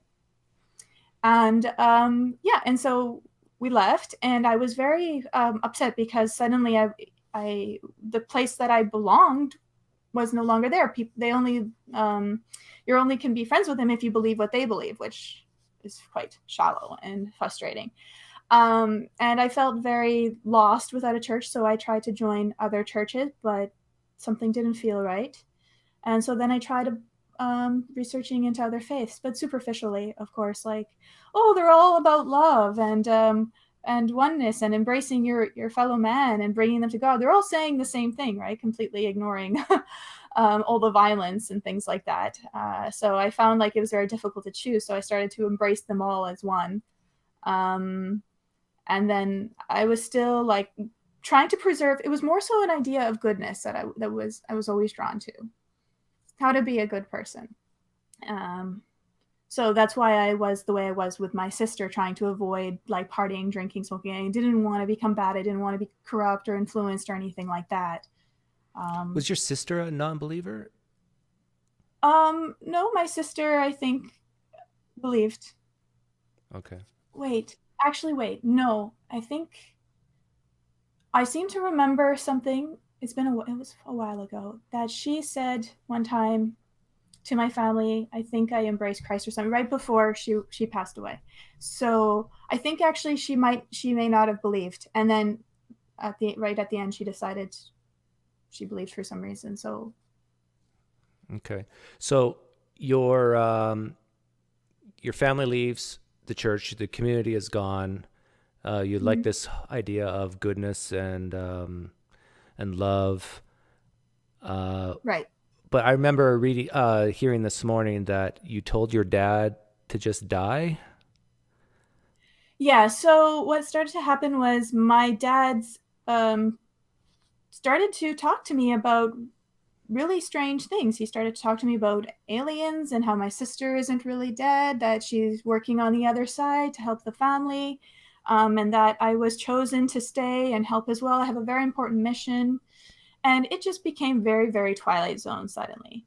And I really rebelled against this. I got very frustrated because I really wanted my dad to be normal and to help look after the family. And these beings were basically interfering in this and taking him further and further away from being my dad. So I just constantly fought him on this. And at one point, I was just so frustrated. I just, on Christmas Day with the family there, I said, "I hate you. Why don't you die already?" And he did shortly after. How long? Like How the long a next, time? The next week. yeah. So And I felt horrible. It was like, some, it's hard to talk about, but because even though I didn't believe what my dad was saying, there were some things that were starting to sink in, like your thoughts create reality. So he was always saying how powerful I am, and I have to be very careful with my thoughts and my actions. And so, by these thoughts, I thought that I killed my dad by saying these words, oh my. and I was just overcome with this guilt and grief and having to face my family. Um, and also around me, other people were trying to say similar things to what my dad was saying. So it felt like I was really fighting the universe and my mission and my destiny of what my dad was just trying to do, right? So I wanted to be close with him. I wanted to make up with him, to make it up to him. And I don't know what happened. I started to convince myself that his guides were talking to me as well. I never heard voices. It was just thoughts that came to me that seemed to be not me. And so their interpretation of what happened with my dad was that I had a contract before I came to Earth that I would help him pass away when the time came, because it would be very difficult for him to realize that it was time to go. and that I would take over for him to take his message to the next level. That people wouldn't listen to him, but they would listen to me. And so even though I said it in a harsh, hurtful way as a rebellious teenager, what I really said was, according to them, is, I love you, you can go now. So, like, you were giving your dad a hard time. You were skeptical of the things he was telling you. But as soon as your dad passed, did all that just fizzle away and you weren't skeptical of yourself anymore on your beliefs? Because the guilt was stronger. The guilt won. It's really, yeah, the guilt won. I'm really fascinated as I think back about my life, how much guilt has been like a major character of decision making. Guilt is the reason I got into these beliefs. Guilt is the reason I got out of these beliefs. And so I think it's very interesting to pay attention to. I know goodness is a big decision maker in my life, as well as curiosity. And so it's interesting. You can ask yourself a question too. What are the major characteristics that influence your decisions as well? So yeah, I just thought that after I felt so bad, I wanted to make it up to him. If this is my mission, I shouldn't fight it. It's like trying to fight back a tidal wave, right? With your hand saying stop. I just felt really swept away. And on top of that, I had people who were constantly coming up to me and were saying similar things to what my dad was saying and his guides were saying. And they seemed to like recognize me and try to like help me in the way of my mission. It was very strange. I even talked about how books would fall at my feet that were similar to the things my dad was talking about.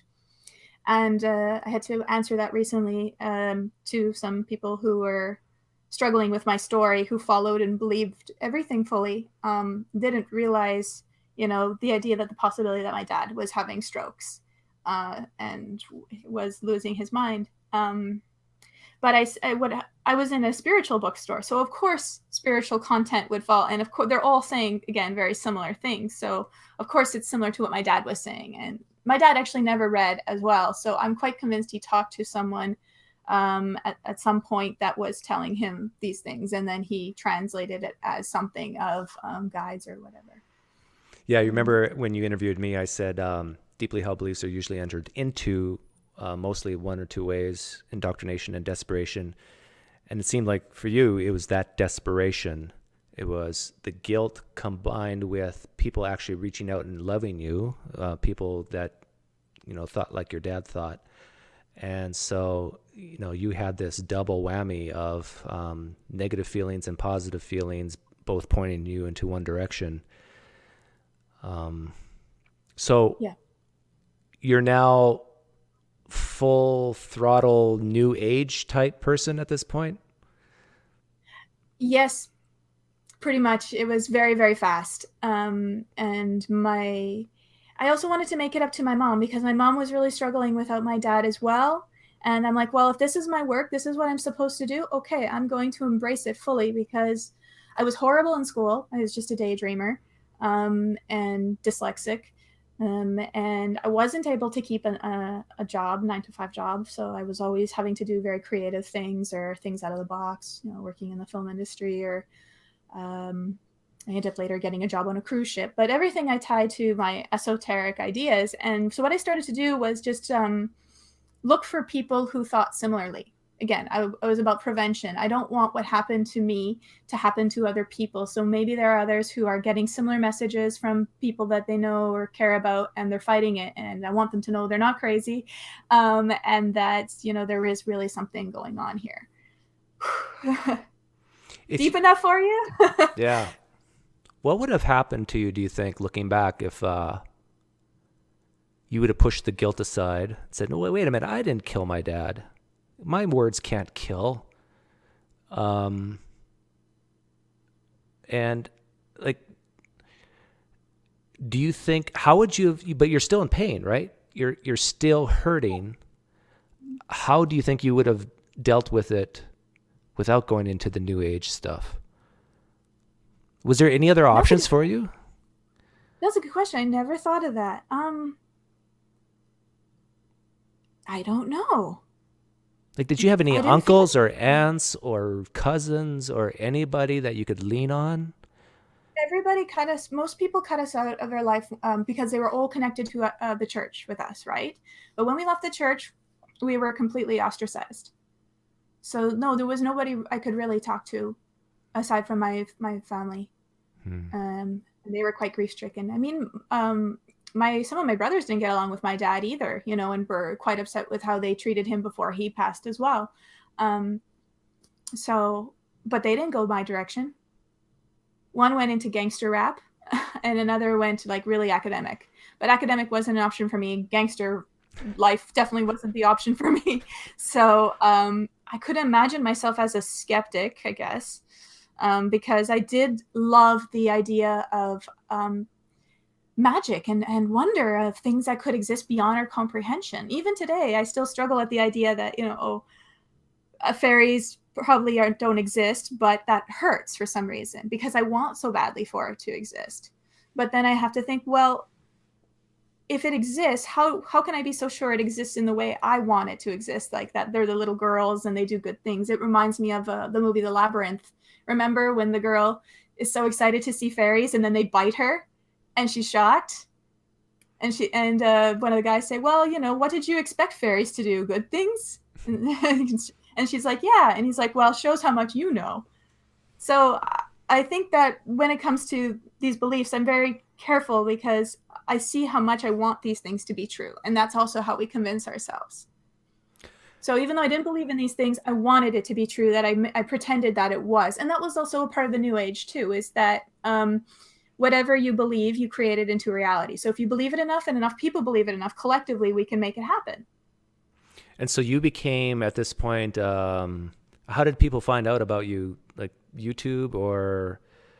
So I started reaching out to people, writing letters, and immediately people responded, and they were just really blown away and impressed. And wow, you're so familiar. I know you. Thank you so much. You really saved me, saved my life. I thought it was the only one, and stuff like that.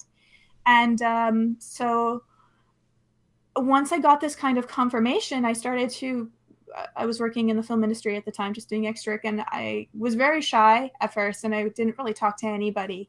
And then people started to ask me to come over to their table and hang out with them, and I did, and I became very extroverted. From extremely introverted, I became very extroverted, and I would talk to anybody about anything.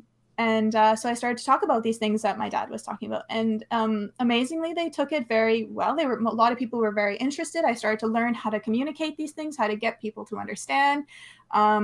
Depending on, I would study what kind of belief background they had, so how to interpret it, explain to them. So for example, if they were a Christian, and they talked about Christ healing, well, laying of the hands, that's the same thing as energy healing, that people have the Christ energy within them that could do the same.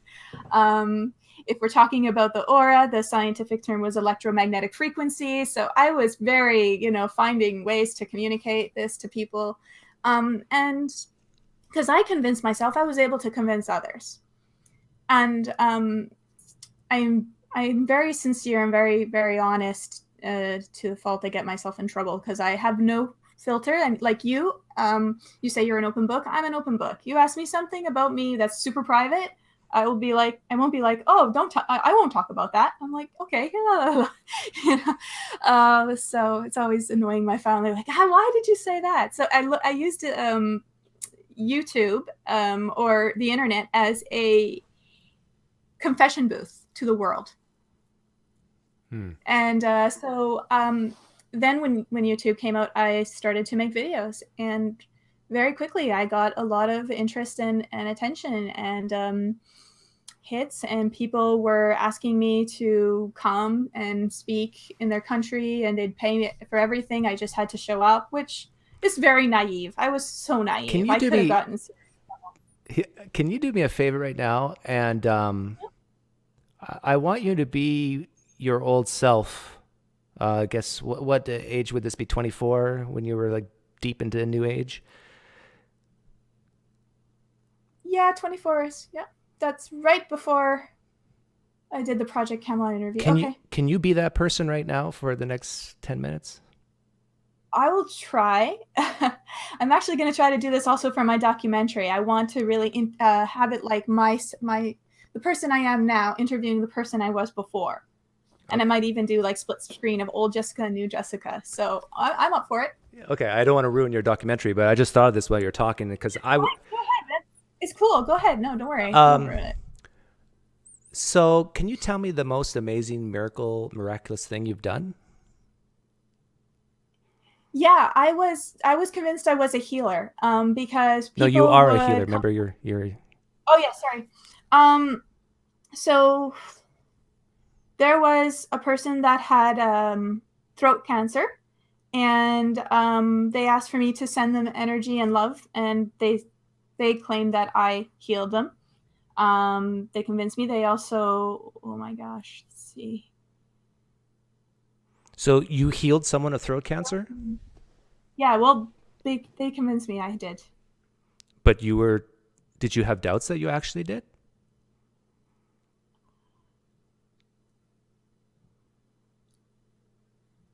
Remember, you're the new age Yeah. Jessica right now. Um, this is the power of belief. So if I'm able to believe that I can, then I will. It doesn't matter about the doubts. The belief is stronger than the doubts. The belief is stronger than the fear. Well, Jessica, what if I told you I know this person that you healed of throat cancer? He's a friend of mine. Okay. He died the week after you met him. Do you doubt yourself now?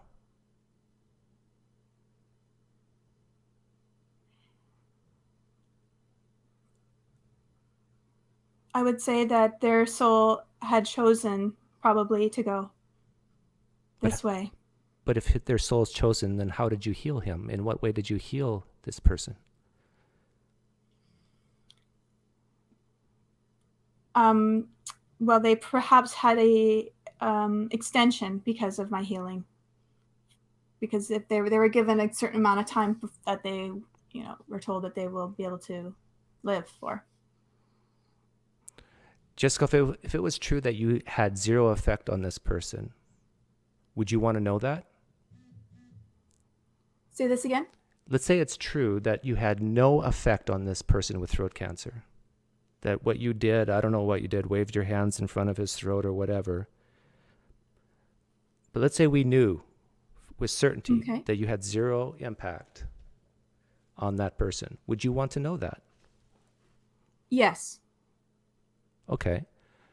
I want to know that I'm really helping. If I'm not helping, then I want to address that. So what is a good way to figure out if you're really helping? I'm trying to think how I used to think before. It's very tricky because it feels like another lifetime ago. If this goes well, by the way, I want you to invite all your former New Age friends on my show. I want to ask them these questions. I'll see if they want to talk about this. Some of them don't want to talk about it. I don't blame them. Okay. So the question was, how I'm convinced I'm helping is the feeling and the connection we have.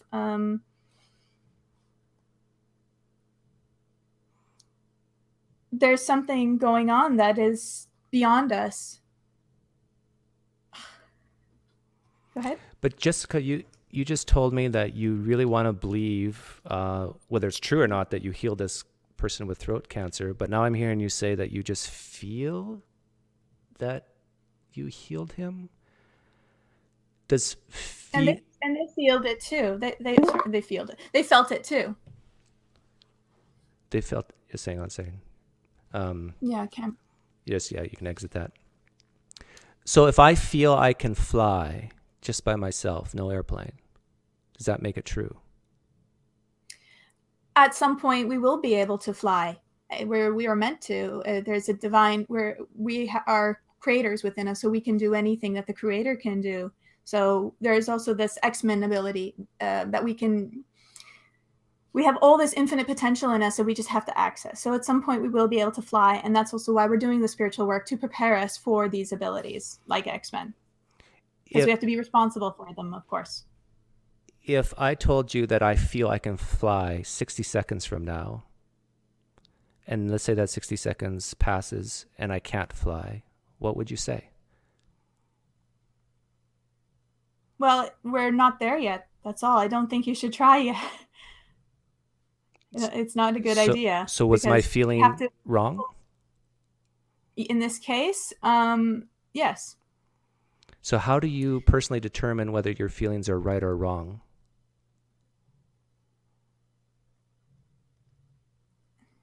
I wish that you were around, but I was. If you would have met me when you were 24, you, Stuff. It would have been so helpful. I had no one to do this with me.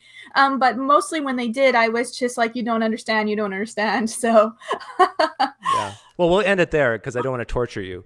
no, but it's great. But I'd like to try it again. But it's I guess I just need to. I haven't thought about that way for a long time. I can. It's easier for me to speak about, from the outside in, but to go back into it, it's almost like there's a lock. Like I've done something to prevent myself from going back there. Yeah. But I'm serious. But if I worked, like if you have any shred of relationships with anybody who's deep in the New Age movement still, encourage them to come talk to me, because these are the types of questions I'd ask them, and I have a feeling they will struggle as hard as you did. Yeah, I'm not even that anymore, and I'm still struggling to think about how I would have answered at that time. Yeah, but I think you're right. Like they probably would not allow themselves to talk to a guy like me because they're opening themselves up to really critically thinking about what they believe, and they won't even talk to me. They see me as a traitor and a liar, that I was lying to them purposely for fame and attention. How have you handled that? How have you handled that? Like, that must have devastated you. Like, did you get hate mail and? Oh yeah, I get hate mail. I have websites made about me. I have videos made about me. And if you saw my trailer, you can see we gave some bits and pieces of some of the stuff I've had people say about me, from the really out there things. So it's very difficult. Very much praised and encouraged and had nothing but like warmth and support. And now it's just the opposite. Like people are very, very against it, my changes, like as if I'm not allowed to change. I have to stay that way forever. So that's quite fascinating as well. But it's difficult. I just try not to pay attention to it. That's why I don't like to read the comments and things like that, because I don't have a thick skin yet. I don't know if I want to have a thick skin.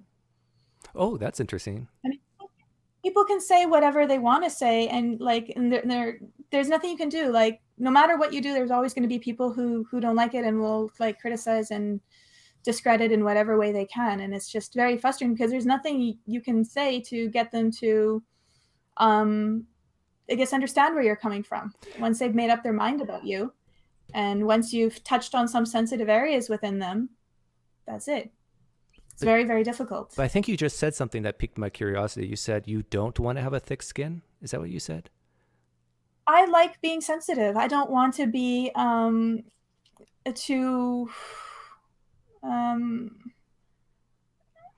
don't want to be like, there's a concern with when I was spiritual New Age. They're very concerned about this idea of as a skeptic atheist, they're disconnected from their feelings, their emotions. There's cold and like a Spock kind of a thing.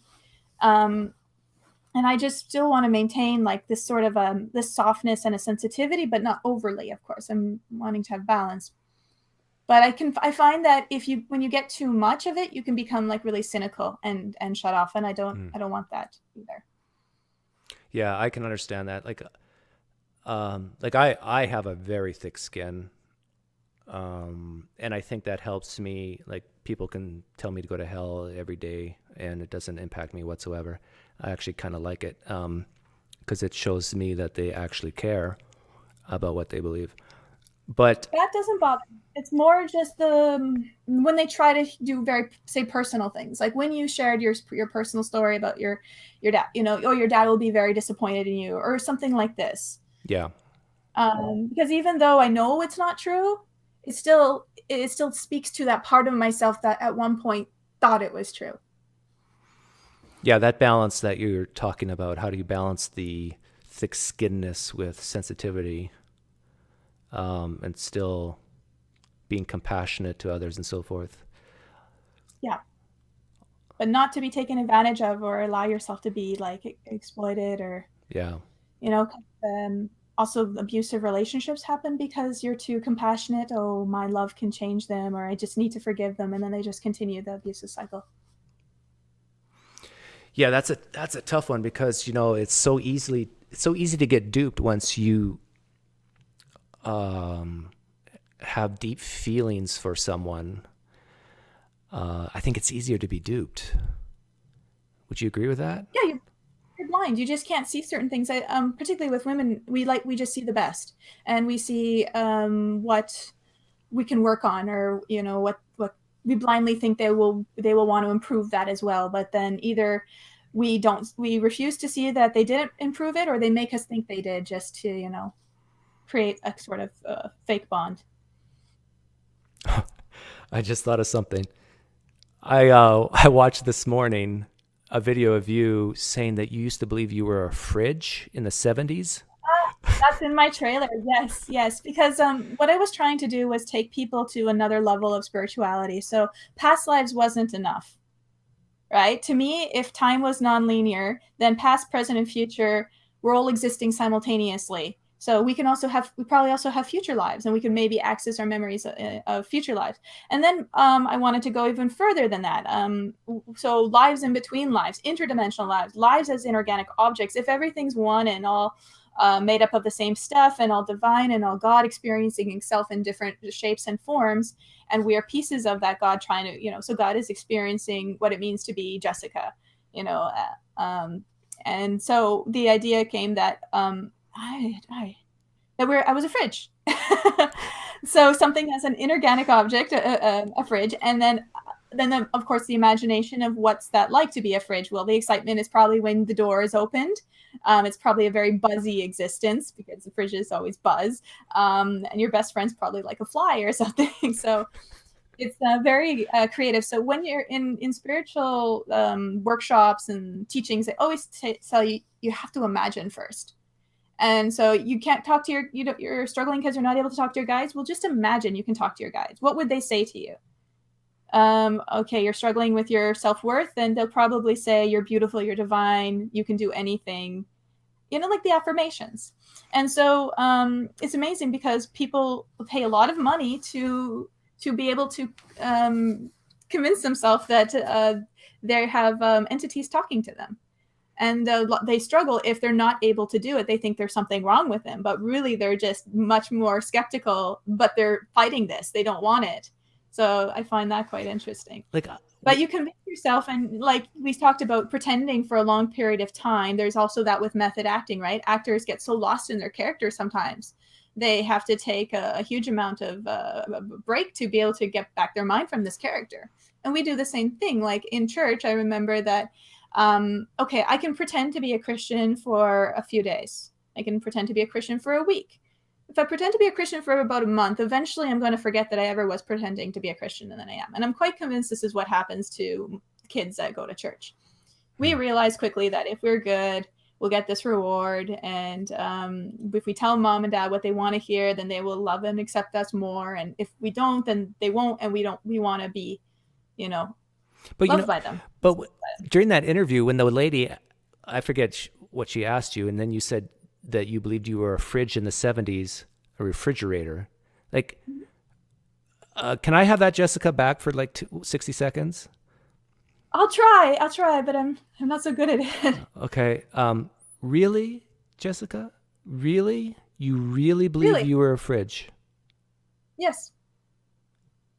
Are you 100% convinced that that's true? Just because you don't remember your experiences doesn't mean it's not true. When it starts to happen to you, then you might be able to understand better. But how did you figure out that you indeed were a fridge?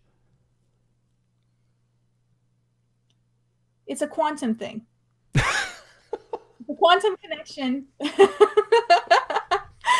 When in doubt, say the word quantum. Yeah. Yes. Or frequencies. That makes me sound like I know what I'm talking about. Oh, I hope some of your former New Age friends that will watch this. And ask these types of questions to themselves, and then just I hope so hear how ridiculous their answers are. too. I'm quite also fascinated with the flat Earth because in my time, I was all about the Earth being hollow. And I made like really long videos about my case of why the Earth was hollow. And so, yeah, there's some really, I had to make them all private for the film, but those are now gems. So, okay, when is this documentary coming out? Oh, probably not until next year. Okay, so you need money to get it distributed, or Yes. but you don't need money for the production. That's done already. We're not doing Kickstarter or anything like that. We're going to broadcast station studios, and it's going to be a feature film for theater. Oh wow! Um, yeah, and we've already got a lot of support and interest, but we just need to build momentum, right? I only recently started to talk more about it and made the trailer, the pre-production trailer, and the pitch video as well. So, So if you have a premiere, are you going to have a red carpet? And if so, can I come? absolutely. I've always wanted to walk the red carpet and get all dolled up. I'll wear a tuxedo and everything. I thought I would like to wear the red carpet. So who are you wearing? I'm wearing the red carpet. Well, I really hope it works out for you and you become a superstar and famous and get the, more importantly, get the message out of critical thinking and to ask questions of yourself. And I think you have I don't. Oh, go ahead. Sorry. I think you have the opportunity to really make a difference in changing some behaviors that are really dangerous, really dangerous. Like when you think you can just by having a positive attitude or saying a few words cause people to their throat cancer to go away and then they stop seeing the doctor, that's dangerous stuff. And I know. so kudos for you for doing that. It's so difficult to like realize that I was a part of that and the kind of hurt I caused because I never wanted to. But when so many people are singing your praises, it's so difficult to be critical about these things. If they're confirming it to you and making you feel great for doing just blah blah blah, it's very like altering because everything had to change. And with my film, I don't want it to be like an exposure, like kind of a skeptic film. I want it to be humorous. I want to like the blasphemy. I want to be able to laugh at myself and particularly my fake self, expose that. Just like how Randy exposes the fakers, I'm going to expose my fake self. And I also wanted to make it like a never-ending story aspect too, in which they think they're watching a film about me, but really I'm talking about them and I'm getting them to see their own patterns. So it's a bit interactive as well, to realize how they do the same thing in different ways. Maybe they can't relate exactly because mine is such a out there extreme example. Most people don't go or think in that way, but we still, the patterns are the same. Who did you hire for your stunt double? What? Oh, there's no action sequences? No. I am going to go back to the places that I was once like, known at and spoke at back in the day when I was like that, and just the old stomping ground, and see if I can find some of people there that used to know me and things like this. Is there anybody all over the world? It was quite scattered. Is there anybody like you that you're aware of that was deep into the New Age movement and is now out that you can kind of be friends with? I know followers. There are followers that have been able to transition, but I don't know any leader. The fact that I was a leader is a whole other thing, and no leader's been able to. I've tried to talk to some of them, and I've even tried to expose some of them, but that just doesn't go well at all. So there are some who have been deep in it who are now out of it and might be willing to talk, that I've worked with. Because it's difficult because you can be suspicious of it, but it still holds a lot of your mind, and a lot of your thinking, those patterns, again, pulling you back to being that way. And so just to be able to make the full transition is like a lot of work. For me, it took 3 years. Yeah, took me 5. You really get my mind back from New Age thinking. So is that me thinking, or is this my New Age ideas thinking? Hmm. It's a lot of work. Well, I've tremendously enjoyed this, but I haven't eaten today, and if you combine our 2 interviews, I think we've gone 3.5 hours. No, that can't Yeah, be right. that's a long time. I know. I haven't eaten yet either. Close to three So hours. okay, that's what stop here. I really enjoyed it too. We're welcome to do it again if you like. One other thing I wanted to add that it's not that whether these things are true or not. So we talked about if God is true or not, or if spiritual beliefs are true or not. It's more so about, do you really want it to be the authority of your mind? Hmm. So do you want it to be, for me, I find it as like a drunk driver. I don't want that to drive my mind. Maybe it's true, but how, to what extent, or to why do I have to identify or personalize it, like with the fairies, for example, into my own ideal? Then it gives you a new perspective on your beliefs. And so that's what I'd say for people, because we can't say to people it's all crap, because maybe it's not. But when we identify with it, then we really distort it and make it into our own Um, personal thing, our own personal fantasy, right?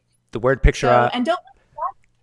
The word picture I use is I tell people, imagine a vacuum cleaner just sucking up your deeply held beliefs, and then goes into the bag. Mm-hmm. Take those beliefs out of the bag, put it on the shelf. And let's take our glasses and just stare at it and examine it and turn it and look at it up and down and examine it critically. And then you're safe, you're secure, because we can just take those beliefs and put them right back in. And That's very interesting. I yeah, wouldn't want to put it back, but yeah, to examine them and study them, I think we should. It should be in school yeah. And I say to study them. I say put it back in for the people who are just terrified of leaving the belief, like you. So much of deeply held beliefs are like Christianity is notorious for this. Christ lives within the believer, lives within, and Yeah, and the fear of just the idea of your whole identity being demolished. But if you can have the person think, okay, we're just taking it out for a time. You're safe. You're okay. We're just going to examine it, and then we'll put it back in when we're done. There's no harm done, and that kind of, I think, allows people to be more open and more honest about their beliefs. I think so. If they can do that, Yeah. if they can realize again that they're not them, but you're right though, because we can't get rid of it fully. It's a part of us. It's a part of our memories. It's a part of how we lived, and we can't have a lobotomy. That's not healthy just because we're struggling with our memories. It's our relationship to the memories that make all the difference, I think. Amen. Hallelujah. Okay. On that, I'll let you go. Thank you again. Take care. Take care. Bye.